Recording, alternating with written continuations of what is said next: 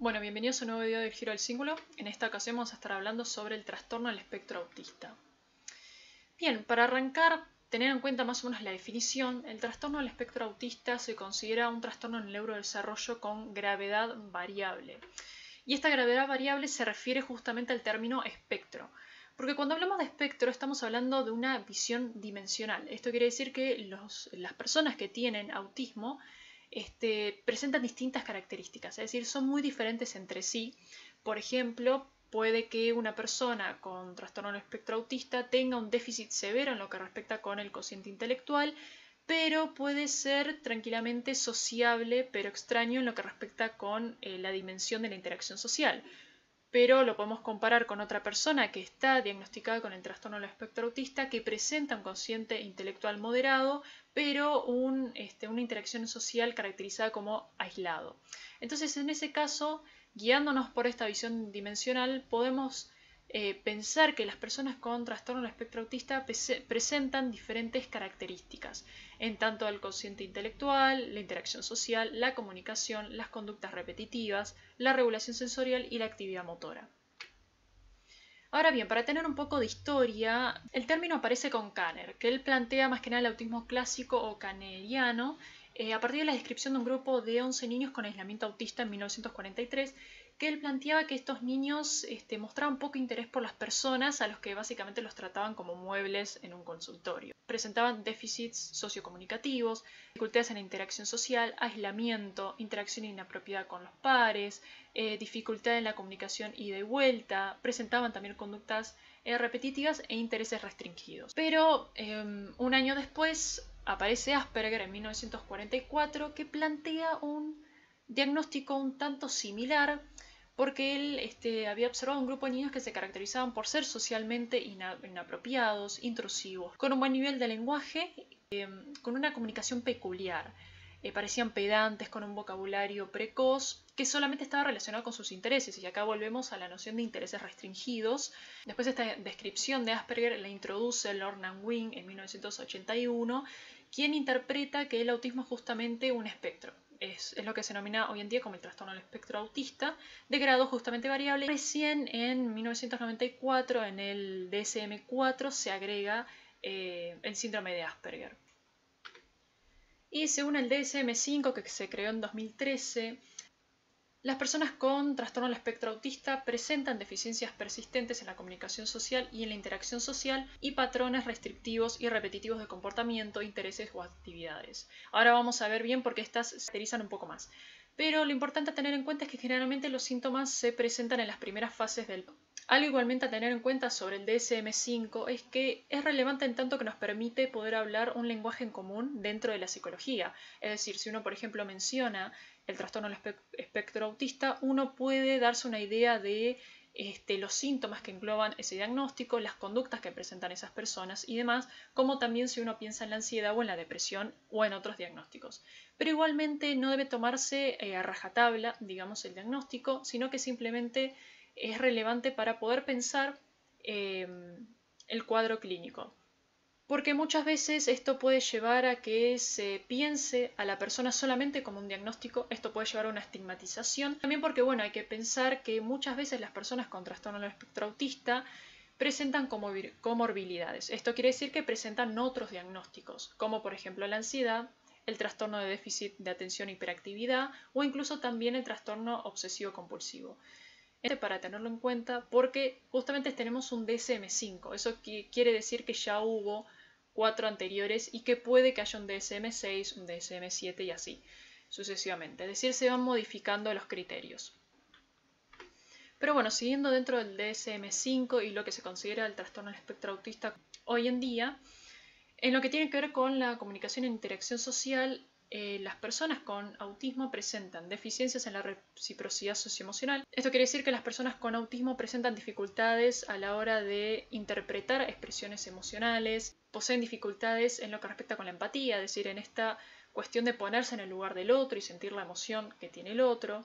Por otro lado, tienen deficiencias en las conductas comunicativas no verbales utilizadas en la interacción social, como puede ser, por ejemplo, la interpretación de bromas, ironías, mentiras blancas, sarcasmo, es decir, lo que respecta con la noción no literal del lenguaje. Y por último, deficiencias en el desarrollo, mantenimiento y comprensión de las relaciones sociales, es decir, las distintas convenciones sociales. Y por otro lado tenemos los patrones restrictivos y repetitivos. Esto quiere decir que las personas con autismo suelen presentar movimientos, utilización de objetos o habla estereotipada o repetitivos, como puede ser por ejemplo el aleteo de manos, o empiezan a dar vueltas en círculos sobre sí mismos. Insistencias en la monotonía, excesiva inflexibilidad de rutinas o patrones ritualizados de comportamiento verbal o no verbal. Por otro lado, intereses muy restringidos y fijos que son anormales en cuanto a su intensidad o foco de interés. Esto quiere decir que generalmente en una conversación con esa persona que tiene autismo puede que solamente hablen de un tema en particular y tienen un conocimiento muy profundo sobre ese tema porque justamente es el único tema sobre el cual hablan con otras personas, como pueden ser animales, trenes, entre otros. Y por último, una hiper o hiporreactividad a los estímulos sensoriales o interés inhabitual por aspectos sensoriales del entorno. Puede que a una persona con autismo un sonido muy fuerte de, por ejemplo, una ambulancia o incluso en una fiesta, música muy fuerte, eso puede que ese estímulo sensorial tan intenso, puede que justamente les moleste muchísimo ese ruido, intenten salir de la habitación, se tapen los oídos y puede que incluso empiecen a gritar. Y por otro lado está el otro extremo, es decir, la hiporreactividad, que probablemente una persona con trastorno del espectro autista, el ruido de la ambulancia o de una música muy fuerte no le genera ningún malestar.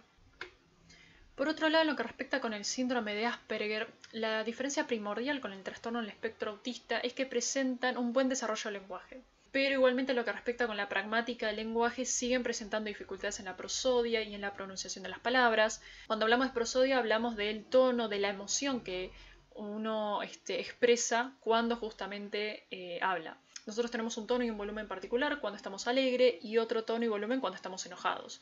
Las personas con Asperger y también las personas con autismo presentan una dificultad a la hora de interpretar justamente la prosodia. Por otro lado, tienen dificultades en la comprensión o interpretación literal de las expresiones cotidianas de doble sentido, chistes, sarcasmo o fábulas, como mencionaba en la diapositiva anterior, dificultades en la interacción social e inflexibilidad en la rutina y poseen intereses restringidos. Justamente es un cuadro clínico muy similar al trastorno del espectro autista, pero la diferencia es el buen desarrollo del lenguaje que presentan.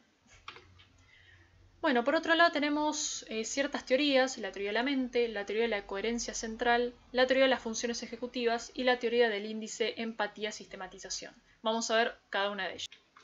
Empezando por la teoría de la mente, que ya lo expliqué en un video anterior sobre cognición social, por si lo quieren ir a ver, hace referencia a la capacidad para reconocer estados mentales propios y de otros y comprender la relación entre acciones y estados mentales. Es básicamente como ponerse en el lugar del otro, pero en lo que respecta con lo que esa persona está pensando y no tanto con la emoción.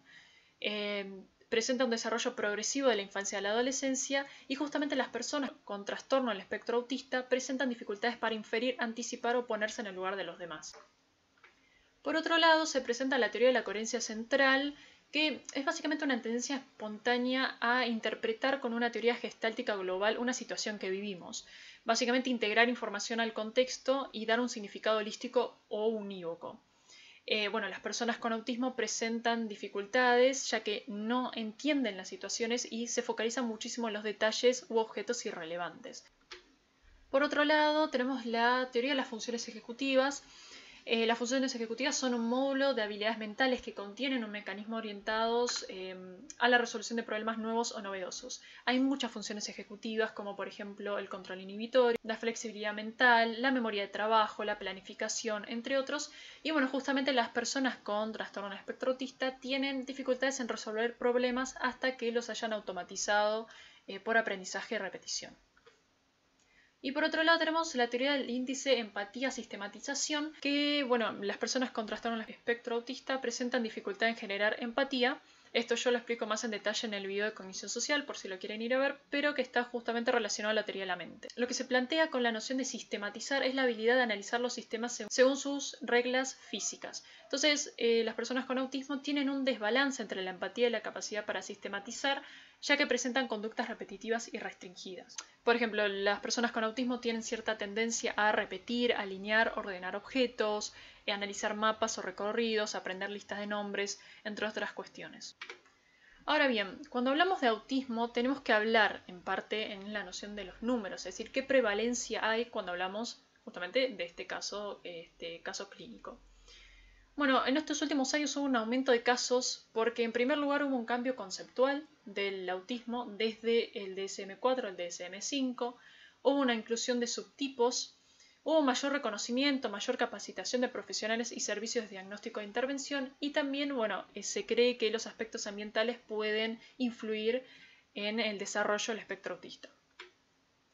Acá estamos viendo un gráfico que lo realizó Autism Speaks en 2018, que muestra justamente de 2004 a 2018 cómo fue aumentando la cantidad de casos de autismo. Tenemos en 2004 que 1 de cada 166 personas tenía autismo, pero hace ya unos años, en 2018, se observó que una persona en 59 tenía autismo.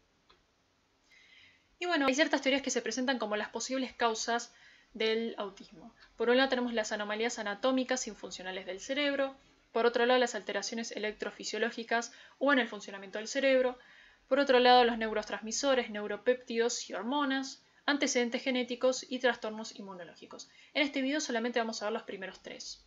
Entonces, arrancando con las anomalías anatómicas y funcionales del cerebro, por un lado está la noción de la macrocefalia, es decir, que las personas con autismo tienen un mayor número de neuronas y dendritas, tienen diferencias en la estructura del sistema límbico, es decir, tienen un menor tamaño, hay una disminución en el número de células de Purkinje que son del cerebelo, una reducción de conexiones entre áreas de asociación, menor activación del giro fusiforme, menor activación cortical y también se incluye la teoría de las neuronas espejo, que es una teoría que se activa no solamente cuando se realiza una acción, sino también cuando se está observando que otra persona la va a realizar o realiza una acción. Y bueno, en las personas con autismo se ve una menor activación de justamente estas neuronas espejo.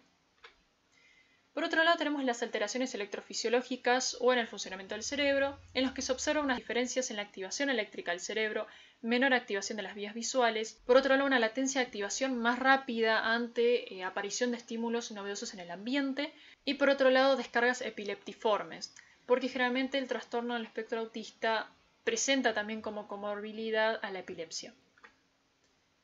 Y por otro lado tenemos a los neurotransmisores, neuropéptidos y hormonas. Los neurotransmisores son sustancias químicas que conectan las neuronas entre sí a través de los espacios sinápticos y transmiten la información en las redes que van a dar origen a las conductas al fin y al cabo. Hay un video en el que hablo sobre neuronas y sinapsis por si lo quieren ir a ver. Y por otro lado, los neuropéptidos tienen funciones similares a los neurotransmisores y por otro lado las hormonas regulan justamente los cambios de los neurotransmisores y los neuropéptidos. Y se observa en primer lugar que las personas con autismo presentan una reducción o una alteración de la serotonina que regula la conducta, las emociones, el sueño y el apetito. También se observó niveles reducidos de GABA, que es un neurotransmisor inhibitorio, que tendría una relación con una mayor intensidad e hipersensibilidad sensorial.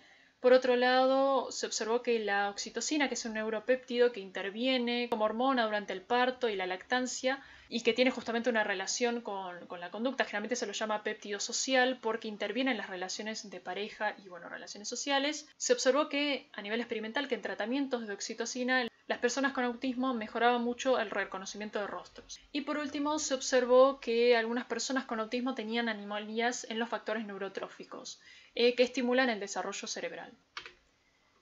Bien, y esto es todo por este video. Acá les dejo la bibliografía por si quieren indagar un poquito más. Y nos vemos en el próximo video del Giro al Cíngulo.